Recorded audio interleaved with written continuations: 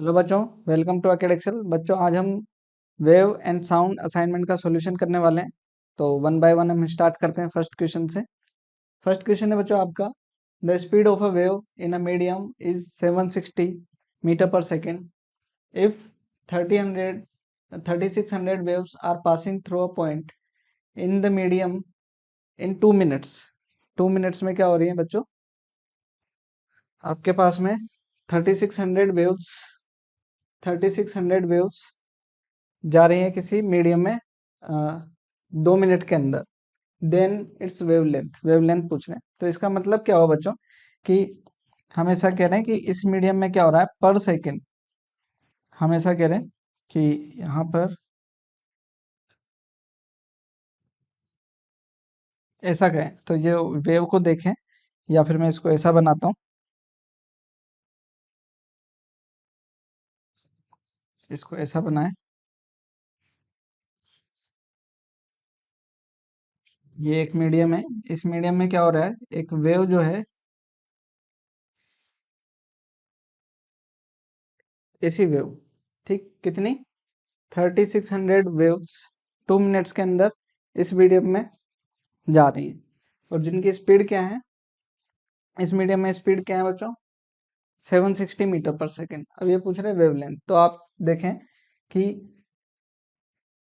हर second में कितनी, 2 minute में इतनी वेव जा रही है, तो पर सेकंड में कितनी वेव पास हो रही होंगी। तो number of waves passing in 1 second वो कितनी होंगी, देखते हैं। 3600 वेव्स है और पर सेकंड के लिए 2 × 60, तो ये कैंसिल हो जाएगा बच्चों। ये हो जाएगा 60, तो ये आ जाएगा बच्चों 30 × 30 नंबर ऑफ पासिंग वेव पर सेकंड। मतलब जो फ्रिक्वेंसी हो गई हमारी कितनी होगी बच्चों, 30 हर्ट्ज। फ्रिक्वेंसी कितनी होगी, 30 हर्ट्ज। अब पूछ रहे बच्चों वेवलेंथ। वेवलेंथ क्या होती है हमारे पास में, wavelength lambda is equal to V/F, या हम V is equal to F lambda भी बोल सकते हैं। तो हमारे पास में V कितना है बच्चों, 760, और ये कितना हो गया, फ्रिक्वेंसी 30। तो इसको सोल्व करेंगे तो हमारे पास में कितना जाएगा, 25.3, कितना 25.3 मीटर। वेवलेंथ कितनी आ जाएगी, 25.3 मीटर। तो फर्स्ट क्वेश्चन हो जाता है बच्चों इस तरीके से। सेकंड क्वेश्चन देखें बच्चों, क्या कह रहे हैं, अ ट्यूनिंग फोक मेक्स 250 वाइब्रेशंस पर सेकेंड। मतलब जो ट्यूनिंग फोक है उससे जो साउंड प्रोड्यूस हो रहा है उसकी फ्रिक्वेंसी जो है वो कितनी है, 250 वाइब्रेशंस पर सेकेंड, मतलब 250 hertz. When the velocity of sound is 330 metre per second, then wavelength of the tone emitted is. Speed दे रखी है, क्या पूछ रहा है, वेवलेंथ। तो वेवलेंथ अभी अभी हमने देखा, wavelength lambda is equal to क्या होता है, V/F। V कितना है हमारे पास में, 330, और ये है 256। 256, इसको डिवाइड करना होगा बच्चों। डिवाइड करेंगे तो ये कुछ 1 और तो इनमें से कुछ होगा 1.2 टाइम्स तो जाएगा नहीं बच्चों ये, तो 1.11 मीटर कुछ आंसर होगा। तो आंसर क्या हो जाएगा बच्चों, आंसर 1 मिनट बच्चों, इसको मुझे 1 मिनट इसको भी, यहाँ पर इसका आंसर जो है, इसको देखना ये बच्चों कैलकुलेट करना होगा। इसका आंसर जो है 1.29 मीटर, 1.29 मीटर कुछ होगा। कैलकुलेट करना होगा, डिवाइड लगाना होगा, तो डी ऑप्शन हो जाएगा बच्चों इसका। तो थर्ड क्वेश्चन देखते हैं बच्चों इसी तरीके से, क्या tuning fork of frequency 580 hertz. एक ट्यूनिंग फॉक की जो फ्रिक्वेंसी है वो कितनी है, 580 हर्ट्ज है, is employed to produce transverse wave on a long rope. एक लॉन्ग रोप पे क्या हो रहा है, जो है ट्यूनिंग फॉक कितना 580 हर्ट्ज फ्रिक्वेंसी का साउंड प्रोड्यूस करता है। The distance between nearest crest is found to be 20 centimetre. Nearest crest जो है उसके बीच में डिस्टेंस कितनी मिल रही है, 20 centimetre. Velocity of the wave is, velocity of wave पूछ रहे हैं। तो बच्चों अगर हम किसी वेव की बात करें तो क्रिस्ट्स क्या होता है, ये 2 पॉइंट्स होते हैं, नियरेस्ट क्रिस्ट्स हो गए। तो नियरेस्ट क्रिस्ट हैं, तो इसका मतलब क्या हो गया, ये जो डिस्टेंस है ये होगी क्या, वेवलेंथ होती है लेमडा, ये कितना दे रखा है हमें 20 सेंटीमीटर, या फिर इसको क्या लिखें हम 20/100 मीटर भी लिख लें, क्योंकि हर्ट्ज में दे रखी है फ्रीक्वेंसी। आगे क्या कह रहे हैं, the distance between, okay the velocity of wave, velocity of wave पूछ रहे हैं। तो v इक्वल टू क्या होगा हमारे पास में, लेमडा इक्वल टू क्या था हमारे पास में v/f, then v equal to क्या हो जाएगा हमारे पास में लेमडा f, लेमडा f देखना है हमें, तो v लेमडा कितना है हमारे पास में 2/100, और f फ्रिक्वेंसी है बच्चों 580 हर्ट्ज की, तो ये कैंसिल हो जाएगा, ये कितना हो जाएगा 116 मीटर सेकेंड वन, ठीक है 116 मीटर पर सेकेंड, तो ये हो जाएगा बच्चों क्या ऑप्शन, ऑप्शन डी करेक्ट हो जाएगा। नेक्स्ट क्वेश्चन पे चलते हैं बच्चों, the wavelength difference of light waves of wave numbers, wavelength difference पूछ रहे हैं बच्चों, वेव नंबर्स, दो वेव नंबर दे रखे हैं हमारे पास में, तो आपसे वेव डिफरेंस पूछ रहे हैं क्या होगा, delta lambda equal to lambda 2 minus lambda 1, देखते हैं लेमडा 1 और लेमडा 2 क्या है बच्चों, वेव नंबर क्या होता है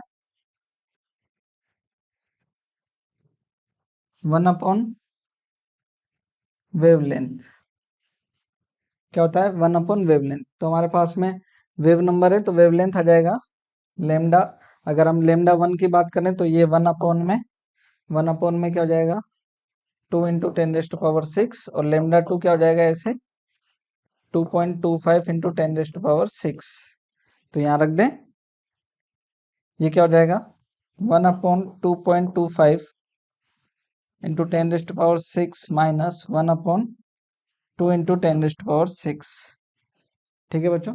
तो यहाँ पर देखते हैं इसको क्या करने वाले हैं, एलसीएम ले लें और 10⁻6 को कॉमन ले लें, तो ये रह जाएगा हमारे 2 इंटू 2.25, ओके बच्चों, इसको मुझे लेमडा 1 माइनस लेमडा 2 लिखना चाहिए,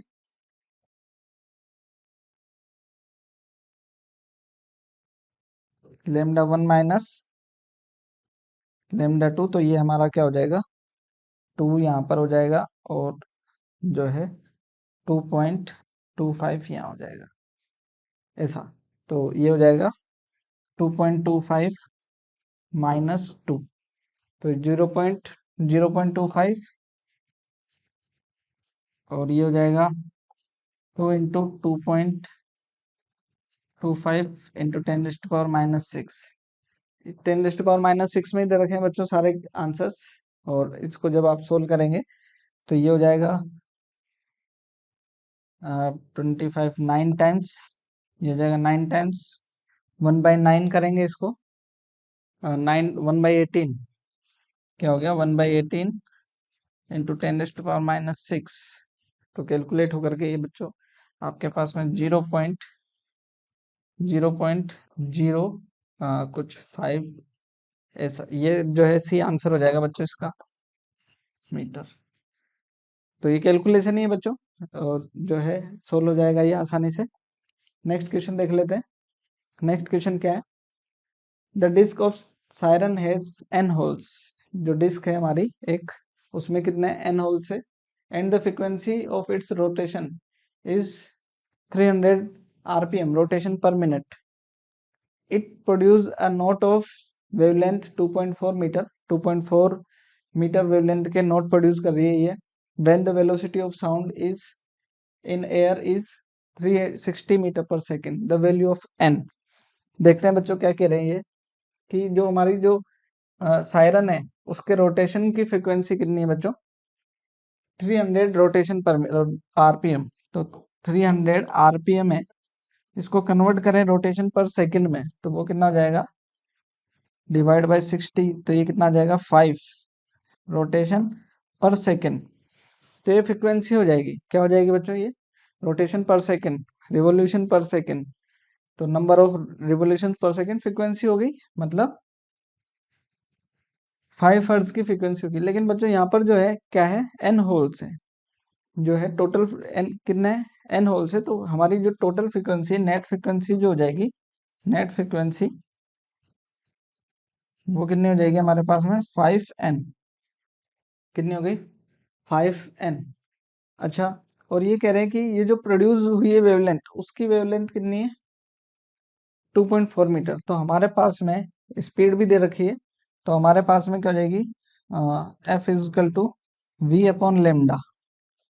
फ्रिक्वेंसी मिल जाएगी, वो क्या है हमारे पास में 360 डिवाइड बाई लेमडा, वो कितना था 2.4।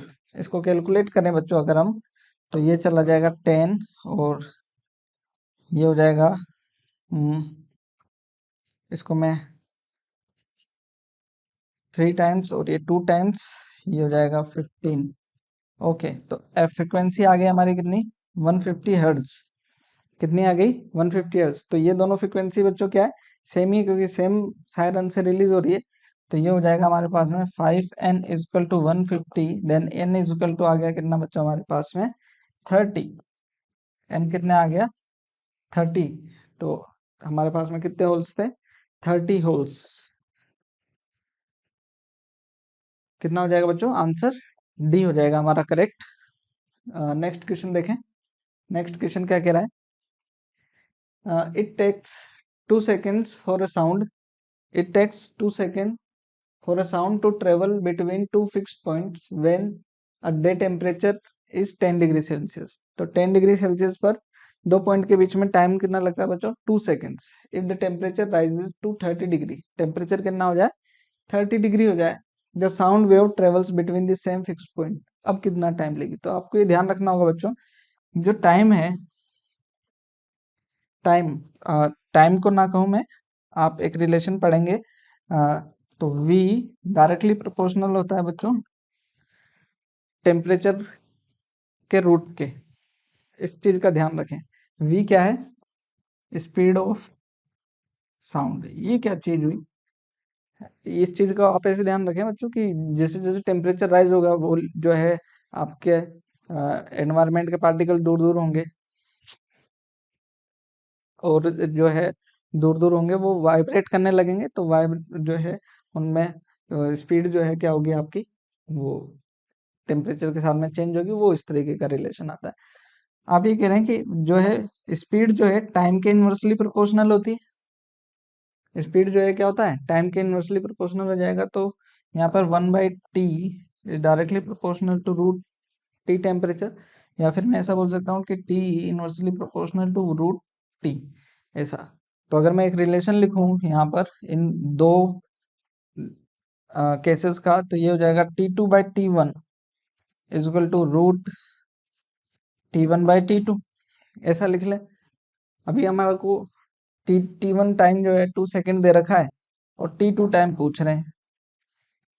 T1 टाइम था बच्चों कितना 10 डिग्री सेल्सियस। तो इसका मतलब क्या हुआ 273 प्लस 10, और बाद में कितना हो गया टेम्परेचर 30। तो ये हो गया 273 प्लस 30। इसको सोल्व करना होगा। T2 इजकल टू आ जाएगा हमारे root 283 divide by 303 multiplied by 2, multiplied by 2। तो आपका जो आंसर है इसको आपको कैलकुलेट करना होगा बच्चों। ये तो रूट में है, रूट में, तो जब आप इसको कैलकुलेट करेंगे तो आपका आंसर जो है कुछ 1.9 सेकेंड आ जाएगा। इसको आपको कैलकुलेट करना होगा, ध्यान रखेंगे। तो इस तरीके से आंसर क्या हो जाएगा हमारा ए। नेक्स्ट क्वेश्चन पे चलते हैं बच्चों। नेक्स्ट क्वेश्चन क्या कह रहा है, you are listening to an A note, A note played on a violin, violin पे एक नोट प्ले हो रही है। Let's this subscript S to refer to the violin string, violin के स्ट्रिंग को एस से रिप्रेजेंट कर रहे हैं, and A refer to air, refer कर रहा है किसको एयर को ए। देन ये बोल रहे हैं एफ क्या है फ्रीक्वेंसी, फ्रीक्वेंसी ऑफ एस मतलब स्ट्रिंग और एयर दोनों की, और ये lambda S equal to not equal to lambda S, दोनों पे वेवलेंथ इक्वल नहीं है। कुछ इस तरीके से पूछ रहे हैं। तो बच्चों जब वेव प्रोड्यूस होगी,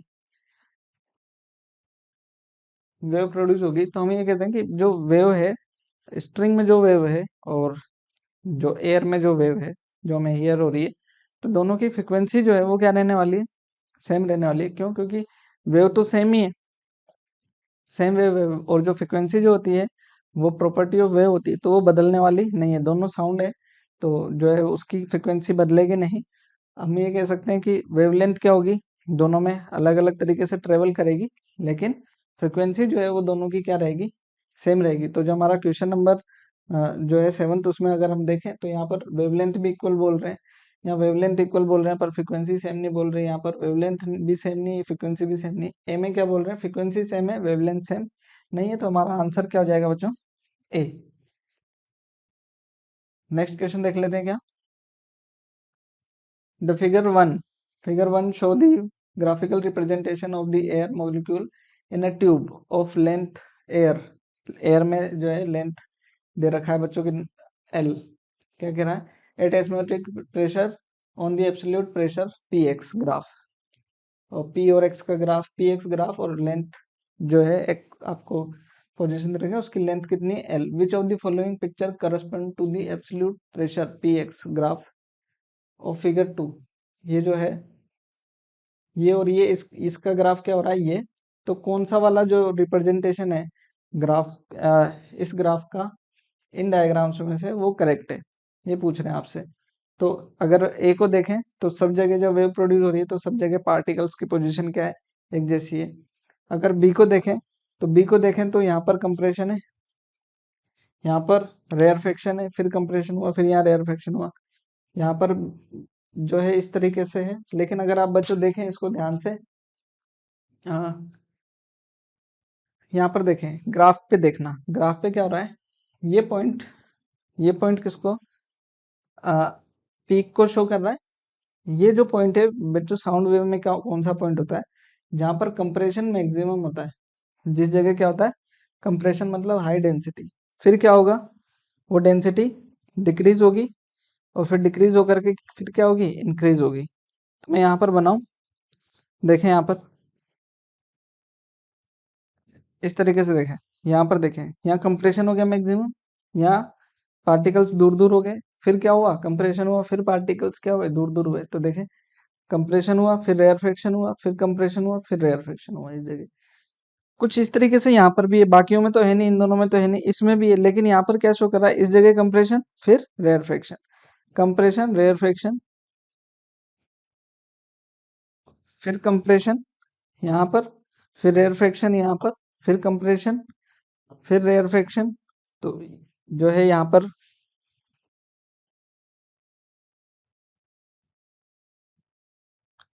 शो करा है, लेकिन बच्चों यहाँ पर जो है इन्होंने क्या नहीं शो करा है, देखें यहाँ पर जो गैप है ना, यहाँ पर जो गैप है बिल्कुल सेपरेट गैप दिखाई दे रहा है। यहाँ पर क्या नहीं है, पार्टिकल्स अभी भी क्या नहीं हुए, कंप्रेस नहीं हुए कंप्लीटली, यहाँ पर थोड़ा गैप दिख रहा है।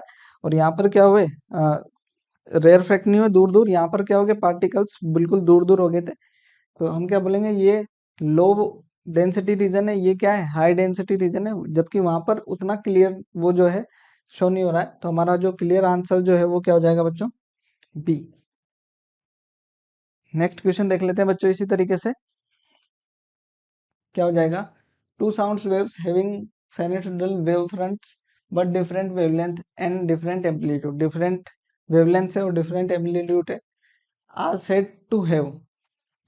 देखें दोनों क्या है, सेम वेव्स है, टू साउंड वेव्स है हैविंग, और दोनों की जो है वेव फ्रंट है वो कैसे, साइन फॉर्म में, बट डिफरेंट वेवलेंथ, वेवलेंथ क्या है डिफरेंट, और डिफरेंट एम्पलीट्यूड है। देखें two different acoustic musical instrument can not have same loudness, दो अलग अलग इंस्ट्रूमेंट्स है और उनकी क्या है, लाउडनेस सेम नहीं हो सकती, ऐसा कह रहे हैं। ऐसा हो सकता है क्या बच्चों, देखें इसको, दो इंस्ट्रूमेंट है, दोनों एक, लाउडनेस से मतलब क्या है, एम्पलीट्यूड। अगर हम देखें तो जो है दो इंस्ट्रूमेंट्स के एम्पलीट्यूड क्या हो सकते हैं, सेम हो सकते हैं। तो हमारा जो आंसर है कैन नॉट हैव, ये मना कर रहे हैं, जबकि क्या हो सकता है, एम्पलीट्यूड सेम हो सकते हैं, मतलब लाउडनेस क्या हो जाएगी, सेम। आगे two different acoustic musical instruments can not have same pitch, pitch क्या होती है बच्चों, दो क्रिस्ट और ट्रफ्स के बीच में डिस्टेंस अगर हम देखें तो जितना पास पास है वाइब्रेशंस तो फिर हम क्या बोलते हैं उसको, पिच बोलते हैं। तो वो भी क्या हो सकती है, सेम हो सकती है, दो क्रिस्ट्स के बीच में डिस्टेंस। आगे देखें, two different acoustic musical instruments cannot have same quality। देखें बच्चों, क्वालिटी क्या है, जो वाइब्रेशन है हमारे, वाइब्रेशन में जो शार्पनेस है, कौन सा इंस्ट्रूमेंट किस तरीके से शार्पनेस कर रहा है, दूसरा किस तरीके से, तो दोनों की शार्पनेस क्या हो सकती है बच्चों, अलग अलग हो सकती है। मतलब ऐसा है कि एक साउंड जिस तरीके का है, तो उसमें जो क्वालिटी का डिफरेंस है दूसरे साउंड से क्या हो सकता है, डिफरेंट हो सकता है। तो हम यहाँ कहें जैसे अ, एक वेव है, वो ऐसे चल रही है, तो दूसरी वेव में अगर हम क्वालिटी की बात करें तो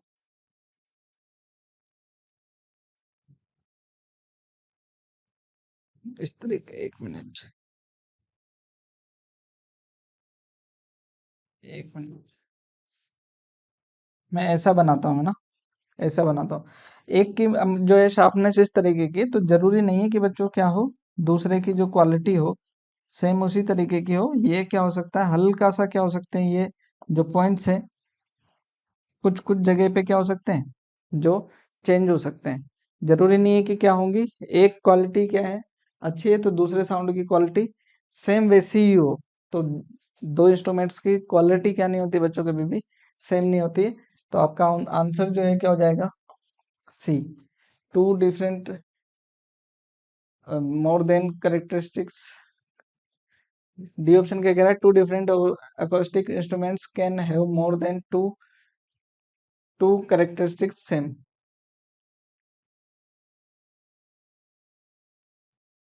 जरूरी नहीं है बच्चों, जो है हम क्या कह रहे हैं कि ऐसा कोई जरूरी नहीं होता है। तो हमारा आंसर जो है हम क्या रखेंगे, सी रखेंगे। ओके बच्चों, 10th क्वेश्चन क्या है, the sound intensity is 0.008 watt per metre square at a distance of 10 metre from an isotropic point source of sound. The intensity of sound पूछ रहे हैं।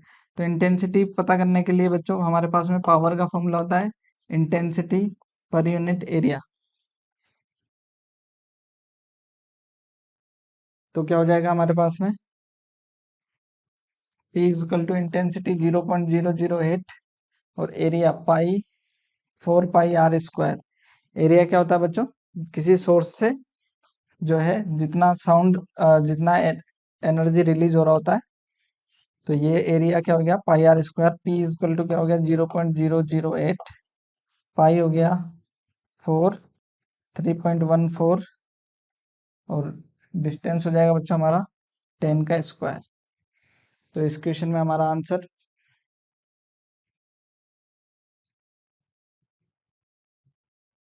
11th क्वेश्चन देख रहे हैं बच्चों। For the eco of last syllabus of the speech to be heard, the least distance of reflector must be।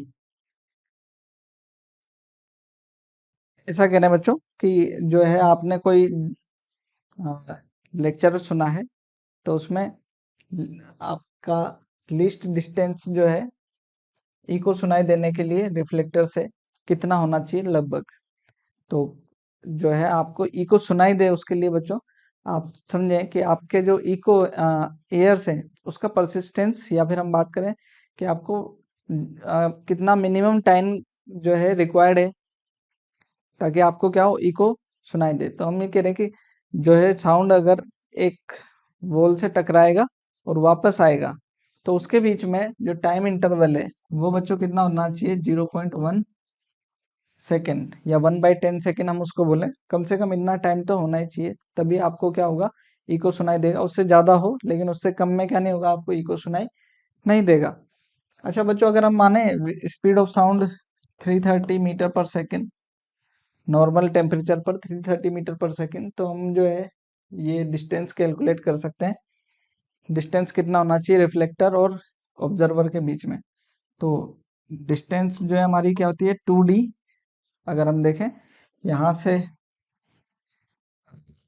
Sound create हुआ और यहाँ पर जो है वॉल है, तो ये जाएगा और वो वापस आकर के आपके हेयर तक सुनाई देगा। तो जाने और आने का टाइम डिस्टेंस डी और डी क्या हो जाएगी 2d। तो वो कितना होना है चाहिए distance is equal to velocity into time. तो ये कितना हो जाएगा D is equal to V into T by 2। V कितना है 330, टी है 0.1/2। तो इसको जब आप कैलकुलेट करेंगे तो ये बच्चों आ जाता है लगभग कितना 17 मीटर। कितना आ जाता है ये 17 मीटर। तो आंसर क्या हो जाएगा हमारा ए। इसी तरीके से बच्चों नेक्स्ट क्वेश्चन देखें। 12th क्वेश्चन क्या कह रहा है sound wave of wavelength lambda travels from a medium in which their speed is v।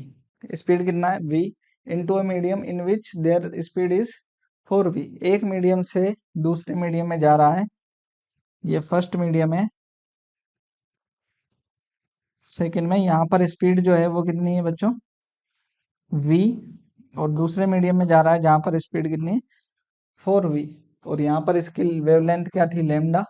तो पूछ रहे हैं क्या the wavelength of the sound in second medium, वो लेमडा डैश हम कंसीडर कर लेते हैं। तो हमारे पास में क्या होता है बच्चों lambda is equal to V by F first case में। तो सेकंड केस में क्या हो जाएगा lambda dash is equal to V dash V dash by F. तो वी डैश हमारा जो वेलोसिटी है वो कितना हो गया बच्चों यहाँ पर v बाई एफ, ये कितना हो जाएगा 4v/f। तो लेमडा डैश v कितना है हमारा v/f, वो क्या है lambda 4 lambda. Lambda dash is equal to क्या हो गया बच्चों हमारे पास में 4 लेमडा। तो क्या हो जाएगा आंसर डी। नेक्स्ट क्वेश्चन देखें बच्चों क्या 13 क्वेश्चन देख रहे हैं बच्चों the linear distance between compression and adjacent rarefaction is 0.8 metre, the wavelength of longitudinal wave. तो देखें बच्चों क्या कंप्रेशन के पॉइंट्स क्या होते हैं ये और ये होता है लेमडा, और रेयरफेक्शन पॉइंट क्या होता है बच्चों ये वाले रेयरफेक्शन पॉइंट होते हैं। तो यहाँ पर ये वाली जो डिस्टेंस है ये कितनी लेमडा/2। तो लेमडा/2 आपको दे रखी है बच्चों 0.8 मीटर। तो लेमडा कितना हो जाएगा लेमडा/2 कितना दे रखा है 0.8 मीटर। तो लेमडा हो जाएगा बच्चों हमारा क्या 2 इंटू 0.8 मतलब 1.6 मीटर। 1.6 मीटर मतलब बी आंसर आपका सही हो जाएगा। नेक्स्ट क्वेश्चन देख लेते हैं बच्चों क्या 14 क्या कह रहा है when a tuning fork produces sound waves in air which of the following properties of sound is same in the material of tuning fork as well as in air। दोनों में सेम हो। तो बच्चों आपको ये याद रखना चाहिए फ्रीक्वेंसी जो है हमेशा हमेशा क्या होती है सेम रहती है, बाकी जो है क्वांटिटीज चेंज हो सकती हैं। आगे ध्यान रखें। नेक्स्ट क्वेश्चन देखते हैं बच्चों क्या the moon is at distance of 4 into 10⁸ metre from Earth. Moon जो है कितना डिस्टेंस पे 4 इंटू 10⁸ मीटर डिस्टेंस पर है। Radar signal is transmitted from the earth will reach the moon in about. क्या हो रहा है एक यहाँ पर अर्थ की सरफेस पे क्या है बच्चों एक रडार है, ये सिग्नल प्रोड्यूस कर रहा है, और मून की सरफेस से जो है ये मून की सरफेस पे जा रहा है। तो ये कह रहा है the radar signal is transmitted from the earth will reach the moon in about. यहाँ पर देखें यहाँ से यहाँ इसको पहुंचना है, यहाँ से यहाँ पहुंचना है। तो आपके पास में डिस्टेंस दे रखी है, और जो ठीक है देखते हैं बच्चों क्या जो रडार है रडार सिग्नल प्रोड्यूस करा होगा। तो हम स्पेस में कितनी वेलोसिटी से जा सकते हैं एक वेव, जो लाइट की स्पीड हम कंसीडर करें तो वो हो जाएगा 3 into 10⁸ metre per second C is equal to. और तो यहाँ पर क्या हो जाएगा हमारे पास में टाइम पूछ रहे हैं, तो टाइम इज इक्वल टू क्या हो जाएगा बच्चों डिस्टेंस अपन वेलोसिटी। डिस्टेंस हमारे को दे रखा 4 इंटू 10⁸, और वेलोसिटी हमारे पास में 3 इंटू 10⁸ कैंसिल हो जाएगी 1.33 सेकेंड। क्या हो जाएगा बच्चों आंसर हो जाएगा B.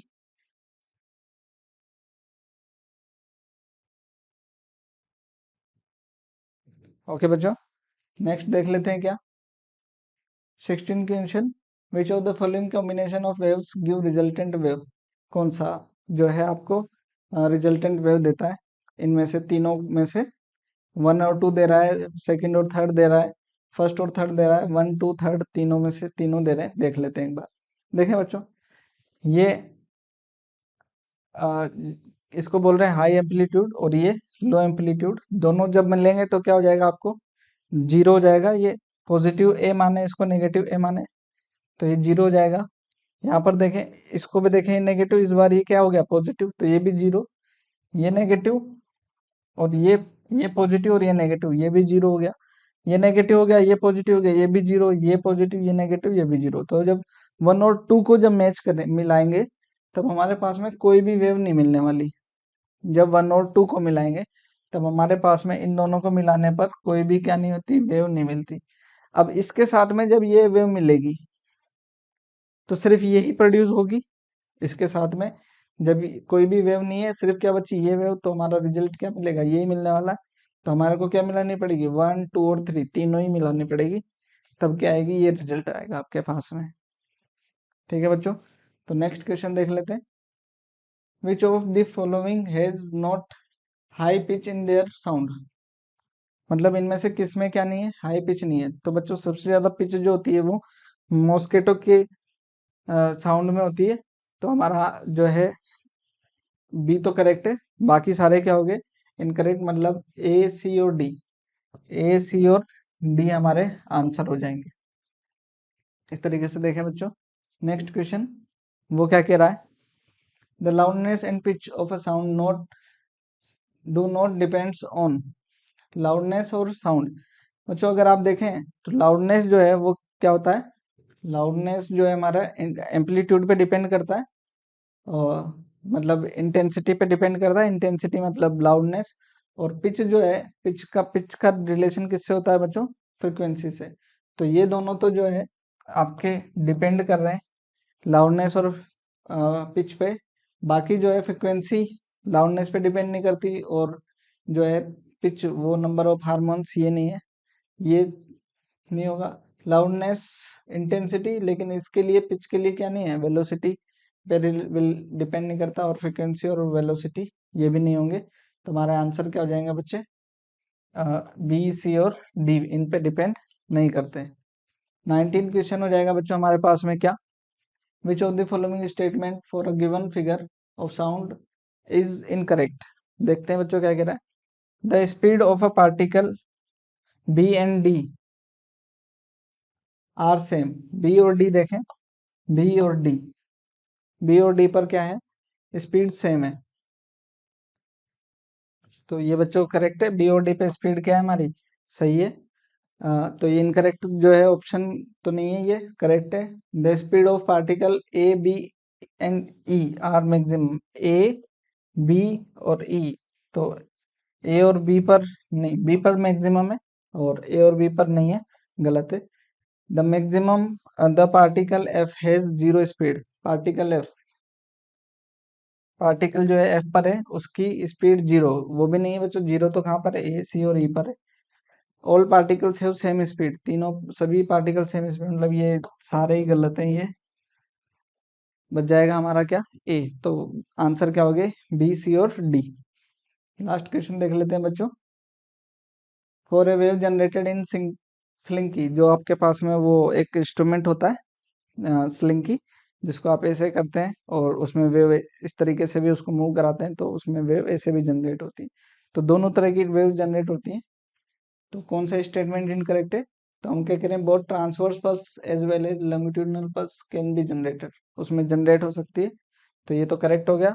Both types of waves can not be generated, गलत है ये। ओनली ट्रांसवर्स, ये भी गलत है। ओनली लॉन्गिट्यूडिनल, ये भी गलत है। तो आपका आंसर बी सी डी हो जाएंगे इसमें। तो इस तरीके से बच्चों वेव एंड साउंड का आपका असाइनमेंट कंप्लीट हो जाता है। Thank you.